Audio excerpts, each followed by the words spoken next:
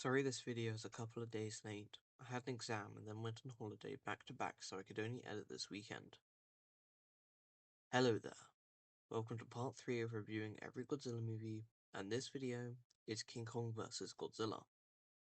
This is the third movie in both Godzilla and Kong's franchises, and released in 1962, 7 years after the previous Godzilla movie. So without any further ado, let's get right into it. Enjoy.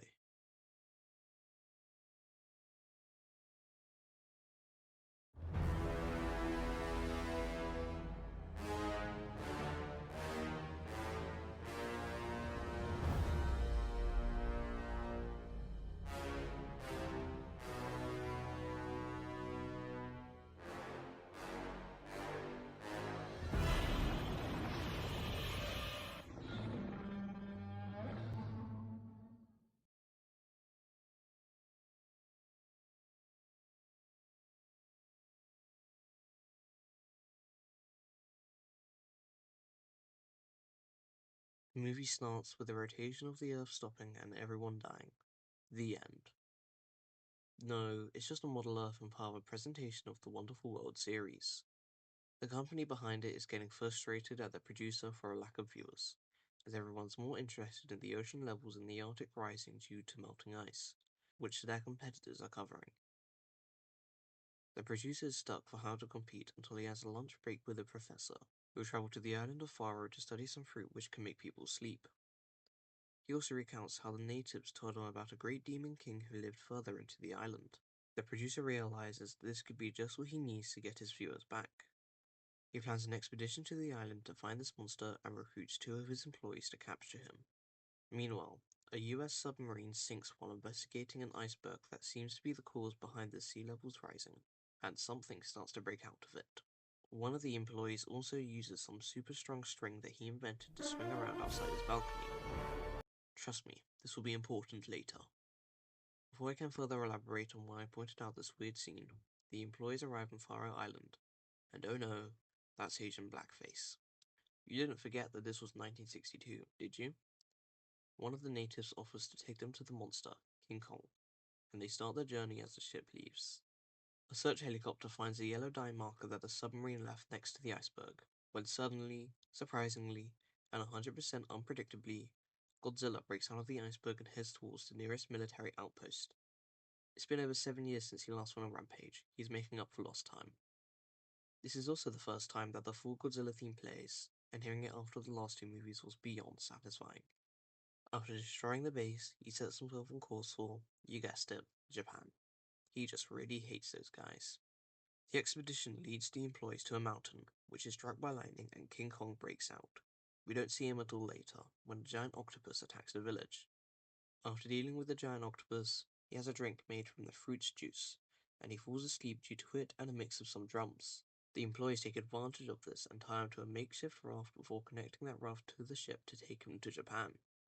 While on the way, the producer finds out that Godzilla is also going to Japan.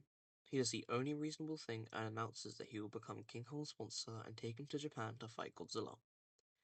The crew of the ship is not on board with this idea, telling the producer that technically King Kong has smuggled goods and won't be allowed past the border.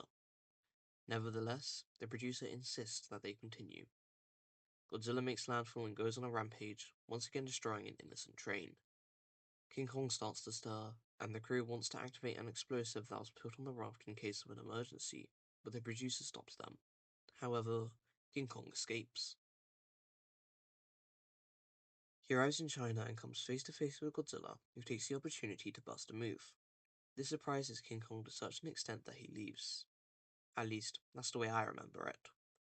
The military try burying Godzilla, but it doesn't work, and then they also set up an electrical trap for him, but Kong absorbs it. After charging up, he attacks the train and kidnaps women, so they use a combination of sleep missiles and drums to make him sleep and release her. By now, Godzilla is nearing Mount Fuji, and they need a way to transport Kong there. If only there was some wacky invention that one of the characters invented earlier that could be of use.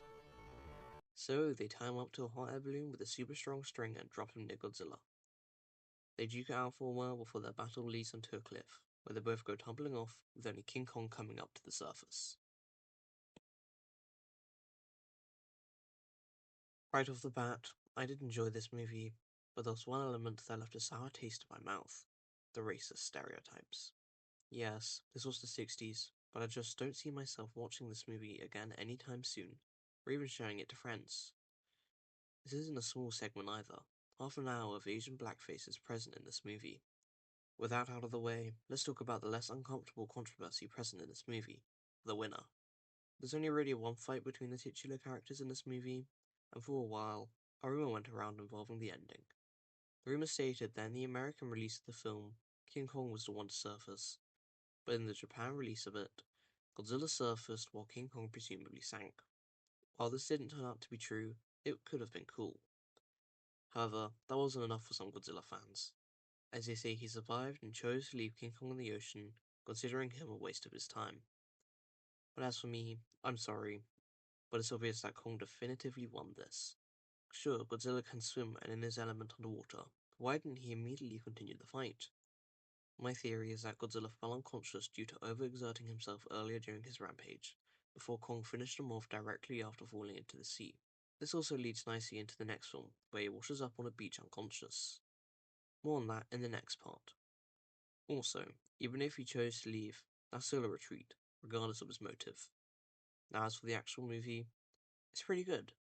I like the way that there's almost two plots going on at the same time that follows both of the kaiju separately before the brawl, and I'm glad that Godzilla got his fair share of the screen despite his name being second. The most recent MonsterVerse films prioritize Kong more than the Big G, which, to be fair, is pretty understandable. More on that on the next part.